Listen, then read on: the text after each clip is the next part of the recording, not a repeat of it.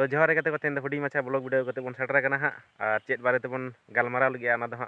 आजमाबन हां वीडियो तहन तबन पे पहले खन मुचाद धारिज हां और नवा हुडिंग माछा ब्लॉग वीडियो अगुना कारण दो हुयुग कना हां माने कुकुली और तेला वीडियो बना रेना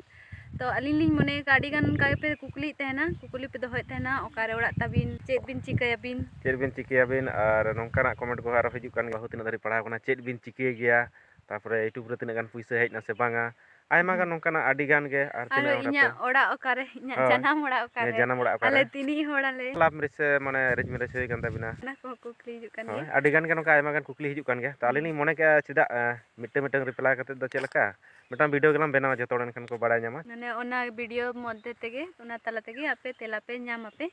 होय एनखा भागी भागी कमेंट दोहय तबन पे तेला लिंग एम दाड़े मा अनकान कुकुली दोहय तबन पे तो गाते को आसो आलिंग आपे ठन नापाय नापाय कुकुली पे दोहय तबना और निजेरेन माने फैमिली मने कते उनका कुकुली पे दोहय तबना और रिप्लाई लिंग एमा पे तबना तो ठीक है तबना वीडियो तो नोडे बन मुचाद का कना माने ताड़ाताड़ी ᱧᱚᱜ कमेंट तबन पे कुकुली दोहय तबन पे और नवा वीडियो दो हिजुग कान तबना रूप बालो हिजुग हां चलो ताले तांगिर थान तबन पे और कमेंट तबन पे।